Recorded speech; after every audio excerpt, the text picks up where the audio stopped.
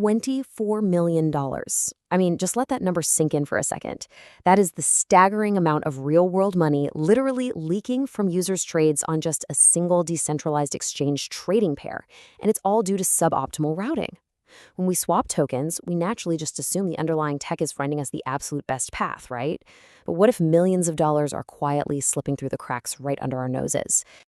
Welcome to The Explainer. Today, we're basically going on a forensic investigation. We are going to track down exactly where, why, and how this money is disappearing inside automated market makers. We'll be digging into an absolutely fascinating, large-scale empirical audit of DEX routing. And honestly, the sheer scale of what these researchers found is probably going to change how you think about every single swap you make moving forward. Okay, let's dive into this. To really grasp the magnitude of this leak, we need to ground ourselves in the raw data from the audit. The researchers didn't just look at a handful of trades. They analyzed 2.98 million WETH-USD swaps on the Ethereum mainnet. We're talking about a massive sample covering roughly $120 billion in trading volume. And what did they find? An average shortfall of 2.02 basis points per trade. Now sure, 2 basis points might sound tiny, kind of like a rounding error, but when you aggregate that across the immense, non-stop volume of decentralized finance, it translates directly into that massive $24 million loss of potential output. So here is our roadmap for the investigation. 1. The $24 million DeFi leak. 2. Measuring the routing gap. 3. The cost of laziness. 4. The one-block delay penalty. 5. The threat of sandwich attacks. And finally 6. Fixing the future of DeFi. Step 2. Measuring the routing gap. To actually figure out what went wrong, the researchers created 3 distinct benchmarks. I actually like to think of this using a toll booth analogy. First up is the SCO, or Support Constrained Optimum. This basically evaluates how well traffic flows through the toll booths that are already open. It only looks at the liquidity pools a trade actually used and asks, hey, did we split the volume perfectly between these specific pools? Next is the FVO, the Full Venue Optimum.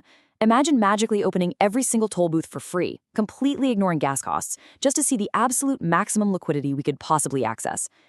And finally, there's the GFVO, the Gas-Aware FVO. This is the most realistic benchmark. It opens all the booths, sure, but it charges a fixed gas fee for each one you use. It perfectly captures that real-world trade-off between trying to access better liquidity and having to pay higher network fees to get it. Moving on to part 3, the cost of laziness. Now, what's really interesting here is pinpointing exactly where the bleeding happens.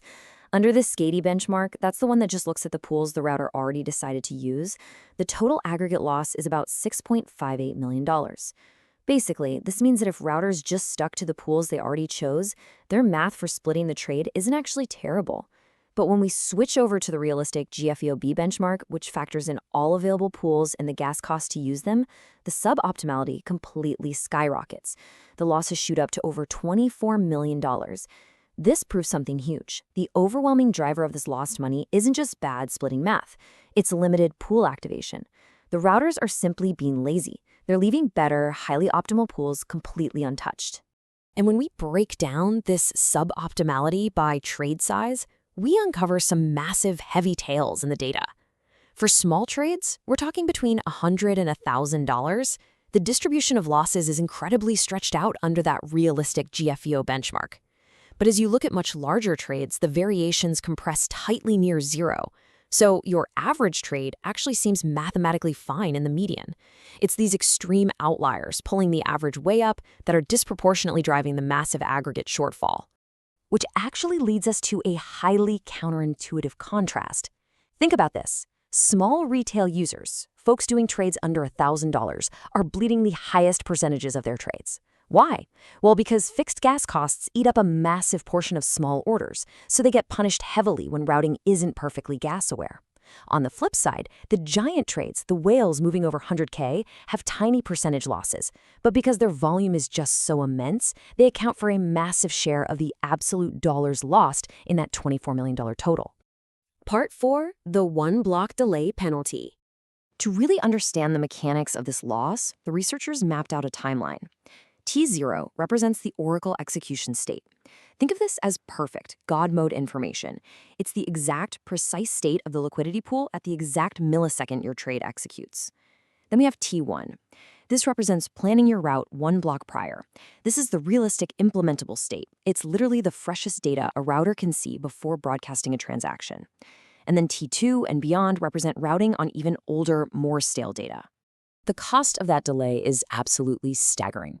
When evaluating performance based on the number of blocks delayed, the moment you move from zero delay to just one block of delay, the gap between T0 and T1, performance takes a massive hit. That single block of delay costs the ecosystem an incredible $21.4 million in lost value. As the delay increases to block 2, 3, and beyond, the performance continues to drop, but with diminishing increments. The vast majority of the damage happens simply because routers do not have real-time execution data. And this brilliantly illustrates the core issue. Instead of evaluating the trades at the exact moment they executed, researchers evaluated them against older planning states. And guess what? The performance actually looks better when evaluated against that older data. This is the smoking gun. It proves that a huge chunk of the routing problem isn't that the algorithms are just entirely broken. No, it's a timing mismatch. The routers planned a perfectly optimal route for a market state that existed 12 seconds ago. But in DeFi, 12 seconds is a lifetime. By the time the trade actually hit the chain, the market had already moved. But not all routers suffer equally from this timing mismatch when evaluating the realized routes right at the moment of execution. Public mempool routers like Universal Router and Odos show much steeper performance drops from delay. Meanwhile, CoWSwap shows a much flatter, more resilient performance curve.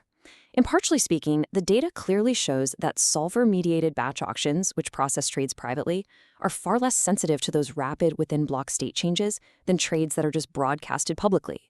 Which brings us to part 5, the threat of sandwich attacks. When you submit a trade publicly with that unavoidable one-block delay, you are incredibly exposed in the dark forest of DeFi. A sandwich attack exploits this in 3 very precise steps. Step 1. A predatory bot sees your pending trade in the mempool and front-runs you, buying the asset to artificially inflate the price. Step 2, your delayed trade finally executes, forcing you, the victim, to buy at this newly manipulated suboptimal rate. Step 3, the bot immediately backruns you, selling the asset it just bought for an immediate, risk-free profit. Basically, your slippage becomes their direct payday. So the crucial point is how much this predatory behavior actually impacts the bottom line. When the researchers separated the data into safe, non-sandwiched trades versus sandwiched victim trades, the results were mind-blowing. The safe trades hovered right near zero loss, maybe up to 4 basis points at most. But the sandwich trades, those losses exploded upwards to 30, 40, even 50 basis points. There is a massive, undeniable upward shift in both the level and the dispersion of losses specifically for sandwich trades. This conclusively proves that adversarial extraction by bots is a massive driver of the heavy-tailed routing inefficiencies we talked about earlier. And the research provides crystal clear numbers on this exposure. Looking impartially at the sandwiched volume by router, the data reveals 1-inch V4 at 7.93%, Odos V2 at 6.34%, and Universal Router at 6.12%. By stark contrast, CoWSwap experienced just 0.00458%. Again, these are pure objective data points from the study. They perfectly demonstrate that public flow is just inherently more exposed to reordering and predatory extraction than private batch auction flow. Finally, part 6, fixing the future of DeFi. Now, to actually prove the scale of this whole problem, the researchers had to go and invent a mathematical tool to solve it, a bisection-based algorithm combined with subset enumeration.